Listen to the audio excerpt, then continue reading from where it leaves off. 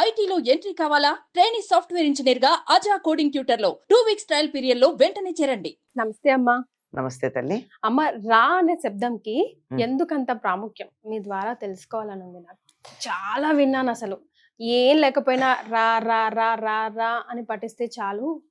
చాలా ప్రశ్నలకు రా ఒక్కటి కష్టం అమ్మా. ఎందుకంటే రా అగ్ని బీజం. ఎందుకంటే మనిషి ఉచ్చారణ చెయ్యాలి అనుకున్నప్పుడు వచ్చిన మొట్టమొదటి ధ్వని రా. ఈ వోకల్ కార్డ్స్ కంఠనాళాలు అంటామే, ఇవి ఒకదాంతో ఒకటి ఒరుసుకున్నప్పుడు వచ్చేటువంటి అనే శబ్దం వస్తుంది. అందుకే రా చాలా విశేషమైంది. మిగిలిన అక్షరాలన్నిటిని అకారం, కకారం, మకారం అంటాం గాని రాని రకారం అనరు అనరు అనరు రేపము అంటారు. ఎందుకు అంటే అది మొట్టమొదట వచ్చినటువంటి ధ్వని, అది మిగిలినవన్నీ తర్వాత వచ్చాయి. అన్నింటికి కూడా బేస్. అంటే కంఠనాళాలు ఒకదానితో ఒకటి ఇలా కొట్టుకోగానే మామూలుగా ఇలా కొట్టుకుని ఆగిపోవడం కాకుండా ఇలా ఇలా కొట్టుకున్నాయి. ట్రిల్ అంటారు.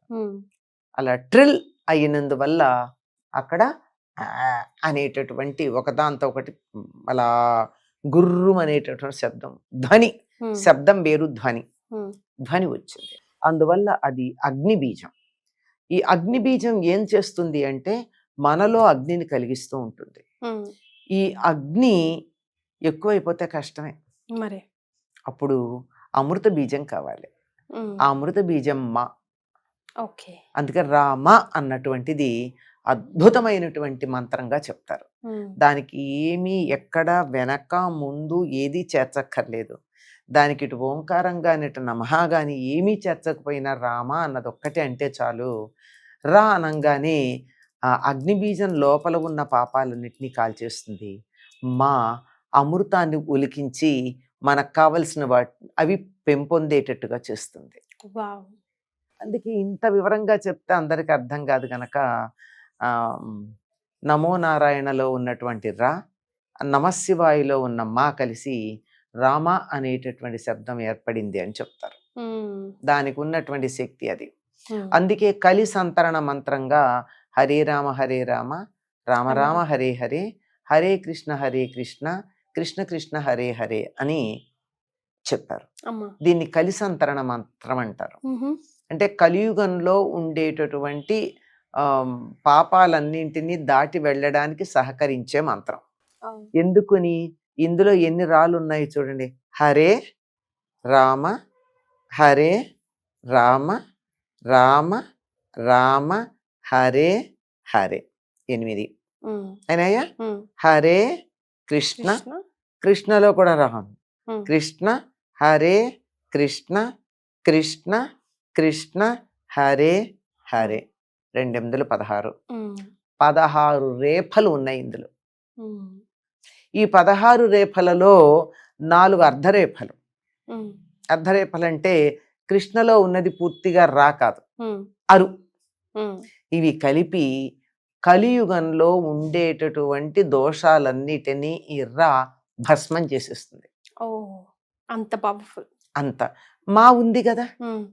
మా వల్ల ఏం జరుగుతోంది, అమృతత్వం వచ్చి పూర్తిగా ఎండిపోయి కాలిపోతే జీవనం లేకుండా అయిపోతుంది కదా. అక్కడ మళ్ళీ పునర్జీవనం కలిగేట్టుగా చేస్తుంది.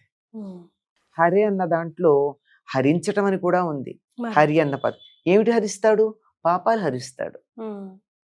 అందుకని ఇది కలి సంతరణ మంత్రంగా దీని గురించి చెప్తారమ్మా. రాకి ఉన్నటువంటిది ఇదొక్కటే అగ్ని బీజంతో కూడుకున్నటువంటిది. సమస్తమైన పాపాలని సమూలంగా దహనం చేసేటటువంటిది. అందుకని రామ అన్న చాలా పవిత్రమైనటువంటి మంత్రంగా అందరూ ఉచ్చరించదగిన మంత్రంగా చెప్తారు. వీళ్ళు వాళ్ళని కాదు, నాకు ఉపదేశం లేదు, ఎవరి దగ్గర ఉపదేశం పొందలేదు అనేటటువంటి సమస్య లేదు. చక్కగా చదువు రామ అన్నది. శ్రీరామ రామ రామేతి అది కూడా కదమ్మా. అదే అందులో ఏంటంటే శ్రీ ఒకటే ముందుంది, తర్వాత శ్రీరామ రామ రామ ఇతి. శ్రీ శుభప్రదం అంతే. రామ రామ రామ ఇతి అంటే రామ రామ రామ అన్నట్టయితే చాలన్నమాట. రమే రామే మనోరమే. రమే ఓ అందమైనటువంటి దానా, మనోహరమైనటువంటి దానా ఓ పార్వతీదేవి. రమే రామ రామ ఆనందించేటటువంటి రామే అంటే పార్వతీదేవి, రమ. రామ అంటే స్త్రీ అని అర్థం. ఎస్. మనోరమే, నా మనసుకు సంతోషం కలిగించేదాన్న. శివుడు పార్వతీదేవితో చెప్పినటువంటి మాట, శ్రీరామ రామ రామ ఇతి రమే రామే మనోరమే సహస్రనామ తత్తుల్యం, 1000 నామాలు చదివినటువంటి ఫలితం వచ్చేస్తుంది అని చెప్పారు. ఒక్కసారి అంటేనే రామనామ వరాననే, రామ అనే నామ అన్నట్టయితే, ఓ వరానన శ్రేష్టమైన ముఖం కలిగినటువంటి దానా, ఓ పార్వతి, శ్రీరామ రామ రామ అని 3 సార్లు గనక అన్నట్టయితే 1000 నామాలు చదివినట్టు. దీనికి ఏదో లెక్క చెప్తారండి, కటపయాది లెక్కల ప్రకారం రామ అంటే 10, 10 × 10 100, 100 × 10 1000, అందువల్ల 1000 సార్లు రామనామం అన్నట్టు అని. అది బాగానే ఉంది, కానీ వాస్తవంగా చెప్పిన సందర్భం ఏమిటంటే, విష్ణు సహస్రనామం చదవలేకపోతే దానికి ప్రత్యామ్నాయంగా 3 సార్లు శ్రీరామ రామ రామ అంటే చాలు. విష్ణు సహస్రనామంలో భాగంగా ఉంటుంది ఇది మనకి చివర్లో, కానీ దీనికి అర్థం మాత్రం కటపయాది లెక్క ప్రకారం అంటే 5 లెక్కలు ఉంటాయమ్మా వీటికి.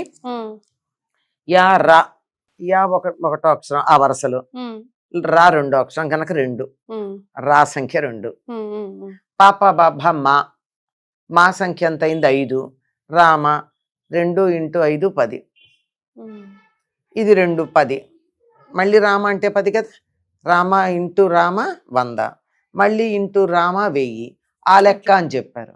దానికన్నా కూడా విష్ణు సహస్రనామంలో చివర చెప్పబడి ఉంది గనక శ్రీరామ రామ రామ అని 3 సార్లు అన్నట్టయితే సహస్రనామ తత్తుల్యం, విష్ణువుకు సంబంధించినటువంటి సహస్రనామంతో ఇది సమానంగా సరిపోయి ఉంటుంది అని శివుడు పార్వతీదేవికి చెప్పాడని చెప్తారమ్మా. రైట్.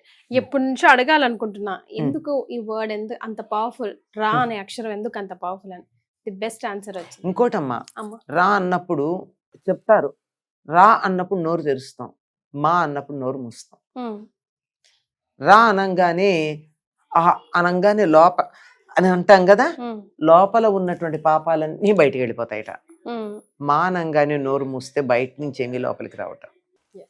సూపర్ అమ్మా, ధన్యవాదాలు. నమస్తే అమ్మా.